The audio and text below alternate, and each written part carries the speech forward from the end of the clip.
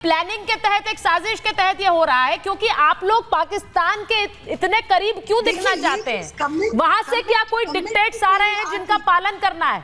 ये गवर्नमेंट की कोई बंदा ही बता सकते हैं ये चीज we are not in a position. अच्छा, इमदादुल्लाह जी को लीजिए एक मिनट, मैं आ रही हूँ आपके पास। राधिका जी मिस्टर विनोद मिश्रा, ठीक है, मैं एक बार विजिटिंग बांग्लादेश, ठीक है राधिका जी, ये इस वक्त जो पूरा हिंदुस्तान में, हम भारत में देख रहे हैं कि जगह जगह प्रदर्शन हो रहे हैं, क्योंकि वहां हिंदू माइनॉरिटीज पर अटैक है। और अब तो सड़क पर उतरकर जो कट्टरपंथी है वो कह रहे हैं भारत से जंग होनी चाहिए, भारत के खिलाफ जंग होनी चाहिए। मौलाना ऐलान कर रहे हैं कि अगर 14.5 करोड़ मुसलमान यहां से घुस जाए हिंदुस्तान में तो कब्जा कर लेंगे दिल्ली पर। ये तकरीरें हो रही हैं मैम, इनके खिलाफ, या फिर भारत अपने लिए क्या कर रहा है ये बताना जरूरी है लोगों को देश में। देखिए, सबसे पहली बात, बांग्लादेश को अपने इतिहास याद रखने की ज़रूरत है कि 1971 में क्या हुआ था, क्यों उनको पाकिस्तान से आज़ादी दिलवाई गई थी, क्यों इंडिया ने उनकी मदद करी। और बांग्लादेश को ये भी समझना चाहिए कि कुछ समय पहले तक वो पाकिस्तान से बहुत ज़्यादा अच्छे हालात में थे, चाहे उनकी इकॉनमी थी, चाहे वहाँ पे सेफ्टी के इश्यूज़ थे, चाहे वहाँ पे महिलाओं की स्थिति थी, आम इंसान की स्थिति थी। पाकिस्तान के तो ऐसे हालात थे कि वहाँ के प्रधानमंत्री को अपनी गाड़ी तक बेचनी पड़ रही थी, इतनी बुरी हालत उनकी इकॉनमी की हो रखी थी। और हमने देखा है कि पाकिस्तान में क्या हालात हुए थे। अब अगर वो पाकिस्तान में पाकिस्तानियों के लिए वीज़ास खोल रहे हैं बिना किसी सिक्योरिटी चेक के लिए और अपने उनके कहने पे चलना चाह रहे हैं, तो ये अब इनको खुद इंट्रोस्पेक्ट करने की ज़रूरत है, ये बांग्लादेश को कहाँ लेकर जा रहे हैं। ये उनका देश है, हाँ, और उनके यहाँ पे जो होता है जाहिर सी बात है उससे हमें बहुत असर पड़ेगा। और जो हालात अभी हैं, जिस तरीके से माइनॉरिटीज़ को, हिंदुओं को वहाँ पे ट्रीट किया जा रहा है, जिस तरीके से वहाँ पे उनको मारा जा रहा है, अरेस्ट किया जा रहा है, वो पूरा विश्व देख रहा है। बांग्लादेश की जो चीज़ें हैं, उनका जो ट्रेड है सारा, उनकी जो इकॉनमी चलती है, वो जिस तरीके से हमने देखा है, बड़े बड़े ब्रांड्स हो, बड़ी बड़ी कंपनियां, वहाँ से चीज़ें बन के जाती हैं। मेड इन बांग्लादेश के कपड़े होते हैं मोस्टली। अगर आप देखेंगे कोई भी ब्रांड के उन पर कई जगह लिखा होता है made in Bangladesh, made in Sri Lanka. लेकिन इन सब चीज़ों से क्या उनको लगता है कि पूरा विश्व नहीं देख रहा?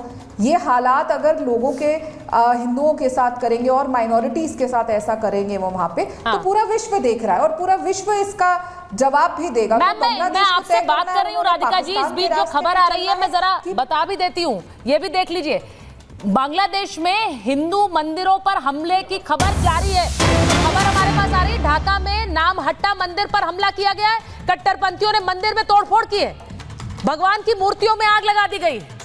अब ये सब हो रहा है यूनुस सरकार की नाक के नीचे, ढाका में हो रहा है, लेकिन कोई कुछ नहीं कर रहा है। इसीलिए हम कह रहे हैं कि क्या यूनुस सरकार अब जंग चाह रही है? क्या यूनुस सरकार युद्ध लड़ना चाह रही है भारत से? क्योंकि आप उसी तरह के संकेत दे रहे हैं। आप वहां मंदिरों पर हमले हो रहे हैं, भगवान की मूर्तियां जलाई जा रही हैं, और न सिर्फ ये, सड़क पर कट्टरपंथी उतरकर कह रहे हैं कि भारत से युद्ध हो। और उनको सिक्योरिटी कौन दे रहा है? उनको सिक्योरिटी दे रही है बांग्लादेश की पुलिस। ये तस्वीरें बांग्लादेश से आ रही, एक तरफ ये, दूसरी तरफ पाकिस्तान को वीजा दे रहे हैं कि कोई सिक्योरिटी क्लियरेंस नहीं चाहिए। मुझे समझ नहीं आ रहा है ये जो हो रहा है। एक बार इमदादुल्लाह को लीजिए, इमदादुल्लाह को लीजिए स्क्रीन। इमदादुल्लाह, मैं आपसे पूछ रही हूँ, ये आप कह रहे हैं कि वर्ल्ड इज वन, पूरी दुनिया एक है, बाकी देशों के साथ हम रिश्ते अच्छे रखना चाहते हैं, उसी में पाकिस्तान है, ये रिश्ते अच्छे रख रहे हैं हम भारत के साथ? देखिए, आप लोग ये जो फुटेज देख रहे हैं, इसका क्या वैल्यू है? क्या वैल्यू है? लाइव टेलीकास्ट कर रहा है, लाइव टेलीकास्ट नहीं कर रहा है। ये जो रिपोर्ट है, ये 5 अगस्त 2014। सर आप बोल रहे हैं नहीं से बात हुआ, उसी दिन का फुटेज है, उसी दिन का पहले का फुटेज है। वो फुटेज आप आज दिसंबर में आके दिखा रहा है। नहीं, इसलिए दिखा रही हूँ, सुनिए हमारी इमदादुल्लाह, इसलिए दिखा रही हूँ क्योंकि वहां पर जो ये एक रेवोल्यूशन हुआ, जिसे आप रेवोल्यूशन कहते हैं, जिसे आप उनका ऑडियो देते रहिए जरा, उनका आप रेवोल्यूशन कहते हैं। आप अपने नोटों से मुजीबुर रहमान की तस्वीर भी हटाकर इस रेवोल्यूशन की तस्वीर डालना चाहते हैं। मतलब ना मुजीबुर रहमान की कोई वैल्यू है भारत की। अगर मैं बात करूं तो कर्नल सिंह, इसका मतलब ऐसा हुआ कि हम गांधी जी की तस्वीर हटा दें और वहां पर कोई और तस्वीर डाल दें। मेरा एग्जैक्टली डिफरेंट पॉइंट है। हाँ। देखिए, जो हिंदूज बांग्लादेश में रहते हैं वो बांग्लादेशी हिंदू है। हाँ। पहली बात, उनका वहां रहने का हक है, कोई बात ही नहीं है इस पर। Exactly. ज्यादा बड़ी बात यह है कि मैं तो इवन जो बीजेपी स्पोक्समैन है उनसे भी कहूंगा, ये पाकिस्तान और बांग्लादेश का मामला कैसे है? हाँ। जब सिक्योरिटी और सेफ्टी मेरे बॉर्डर्स की इन्वॉल्व होती है, हाँ। जो टेररिस्ट बांग्लादेश शिफ्ट किए जाएंगे वो मेरे यहाँ एक्टिवेट होंगे, तो ये मेरे को कंसर्न क्यों नहीं होना चाहिए? और मैं कहता हूं, कल अगर किसी भी पॉइंट ऑफ व्यू से इस तरह की थ्रेट पाकिस्तान को मिलती है तो क्या पाकिस्तान उसे टॉलरेट करेगा? आप पाकिस्तान के रिप्रेजेंटेटिव से पूछ लीजिए। मैं एक बार जरा आरजू आपके पास आ रही हूँ, थोड़ा देरी से आ रही हूँ, लेकिन आरजू जरा बताइए, आप तो खुलकर बोलती हैं, बांग्लादेश में जो हो रहा है ये सिक्योरिटी क्लियरेंस हटा देना, ये पाकिस्तान के साथ, अब बांग्लादेश का रिश्ता पाकिस्तान से कैसा रहा है ये आप भी जानती हैं, लेकिन ये अचानक से ये सब कुछ होना, इसे पाकिस्तान कैसे देख रहा है? क्योंकि बहुत से लोग ये मानते हैं कि वहां की आईएसआई यहां पर जमात को फंड करती है और उसके चलते ये कट्टरपंथी जो है वो सड़कों पर भी निकल रहे हैं और एक एंटी इंडिया मूवमेंट यहां पर चल रहा है।